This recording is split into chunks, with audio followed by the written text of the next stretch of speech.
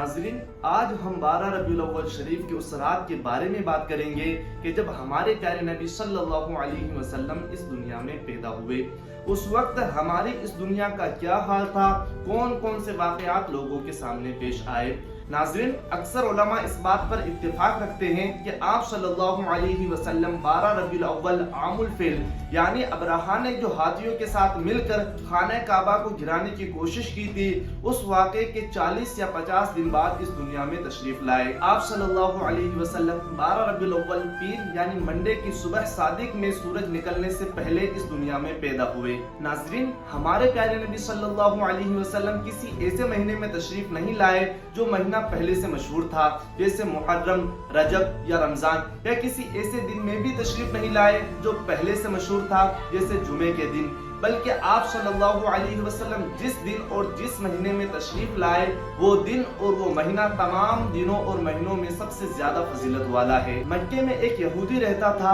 وہ ایک تاجر تھا۔ جب آپ صلی اللہ علیہ وسلم پیدا ہوئے تو اس نے قریش والوں سے کہا، اے قریش والو، کیا تمہارے یہاں کسی بچے کی پیدائش ہوئی ہے؟ تو قریشیوں نے کہا کہ ہمیں معلوم نہیں ہے۔ تو اس یہودی نے کہا کہ اس آخری امت کا نبی آ گیا ہے اور اس کے دونوں کندھوں کے درمیان ایک نشان ہے۔ تو اس یہودی کو حضرت آمنہ رضی اللہ تعالی عنہا کے پاس لایا گیا، اور جب اس یہودی نے آپ صلی اللہ علیہ وسلم کی قمیص کو اونچا کر کے آپ کے دونوں کندھوں کے درمیان وہ نشان دیکھا تو وہ دیکھتے ہی بے ہوش ہو گیا، اور جب اسے ہوش آیا تو اس نے کہا کہ خدا کی قسم، بنی اسرائیل سے نبوت چلی گئی ہے اور یہ آخری نبی ہیں۔ حضرت عثمان بن ابی العاص کی والدہ کہتی ہے کہ میں آپ صلی اللہ علیہ وسلم کی پیدائش کے وقت موجود تھی۔ میں نے ایک ایسا نور دیکھا، اس نور کی وجہ سے گھر، تمام درخت و دیوار روشن ہو گئے اور آسمان کے ستارے زمین کے قریب آ گئے، اور میں نے سوچا کہ شاید یہ ستارے مجھ پر گر جائیں گے۔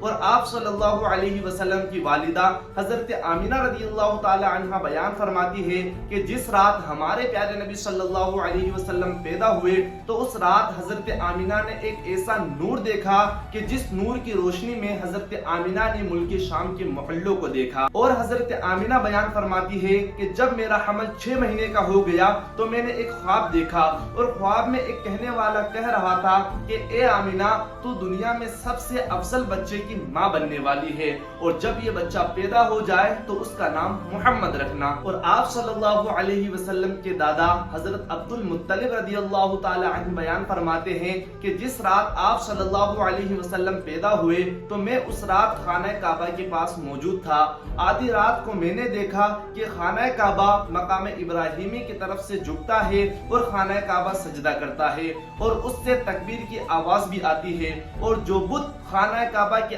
آس پاس نصب تھے وہ ٹکڑے ٹکڑے ہو گئے، اور سب سے بڑا بت جس کا نام حبل تھا وہ منہ کے بل گر پڑا۔ حضور صلی اللہ علیہ وسلم کی ولادت مبارک کے وقت جس قدر کرامتیں اور نشانیاں ظاہر ہوئی، نہ تو ان سب کو بیان کیا جا سکتا ہے اور نہ ہی ان سب کو گنا جا سکتا ہے۔ ان میں سے چند آپ کے سامنے پیش کرتے ہیں۔ ایک دریا جس کا نام ساوا تھا وہ سوکھ گیا اور اس کا پانی زمین میں چلا گیا، اور اس نالے میں پانی آ جانا جسے وادی سماوا کہتے تھے وہ سالوں سے سوکھا پڑا ہوا تھا۔ فارسیوں کی مندر کی اس آگ کا بجھ جانا جو ہزاروں سالوں سے جل رہی تھی اور لوگ اس کی عبادت کیا کرتے تھے۔ حضرت حلیمہ رضی اللہ تعالی عنہ بیان کرتی ہے کہ آپ صلی اللہ علیہ وسلم کا جھولا فرشتوں کے ہلانے سے ہلتا تھا، اور جب آپ صلی اللہ علیہ وسلم بچپن میں انگلی سے چاند کی طرف اشارہ کرتے تو چاند 2 ٹکڑے ہو جاتا۔ جب آپ صلی اللہ علیہ وسلم کی زبان کھلی تو جو الفاظ آپ کی زبان سے سب سے پہلے نکلے وہ یہ ہیں: اللہ اکبر، اللہ اکبر، الحمدللہ رب العالمین، وسبحان اللہ بکرۃ و اصیلا۔ جب آپ صلی اللہ علیہ وسلم چلنے کے قابل ہوئے تو گھر سے باہر نکلتے اور لڑکوں کو کھیلتے ہوئے دیکھتے، لیکن کبھی بھی آپ ان کے ساتھ کھیلنے کے لیے نہیں جاتے، اور جب لڑکے آپ کو کھیلنے کے لیے بلاتے تو آپ فرماتے مجھے کھیلنے کے لیے پیدا نہیں کیا گیا ہے۔ آپ صلی اللہ علیہ وسلم 12 ربیع الاول شریف کو پیدا ہوئے اور اسی دن آپ صلی اللہ علیہ وسلم نے وفات پائی، تو تمام علماء نے اس دن خوشیوں کا اظہار کیا ہے اور شریعت نے غم منانے کا حکم نہیں دیا ہے۔ آپ آپ صلی اللہ علیہ وسلم کی ولادت کی خبر ابو لہب کی باندی سویبہ نے جب ابو لہب کو دی تو اس وقت ابو لہب خوش ہو کر سویبہ کو آزاد کر دیتا ہے، اور پھر کئی دنوں تک سویبہ نے آپ صلی اللہ علیہ وسلم کو دودھ پلایا۔ اور جب ابو لہب مر گیا تو حضرت عباس رضی اللہ تعالی عنہ نے ابو لہب کو خواب میں دیکھا اور فرمایا کہ اے ابو لہب تیرا کیا حال ہے؟ تو ابو لہب نے کہا کہ سخت عذاب میں ہوں، لیکن پیر یعنی منڈے کے دن میرا عذاب کم ہو جاتا ہے اور ان دونوں انگلیوں کو چوستا ہوں اور پانی نکلتا ہے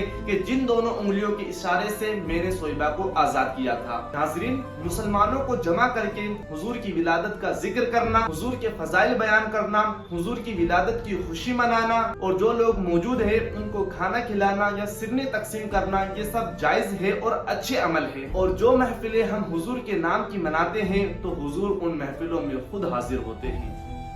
امید کرتا ہوں کہ آپ کو آج کی ویڈیو اچھی لگی ہوگی۔ اگر آپ کو ہماری ویڈیو اچھی لگی ہے تو ویڈیو کو لائک کریں اور مزید اس طرح کی ویڈیوز دیکھنے کے لیے ہمارا چینل سبسکرائب کر لیں۔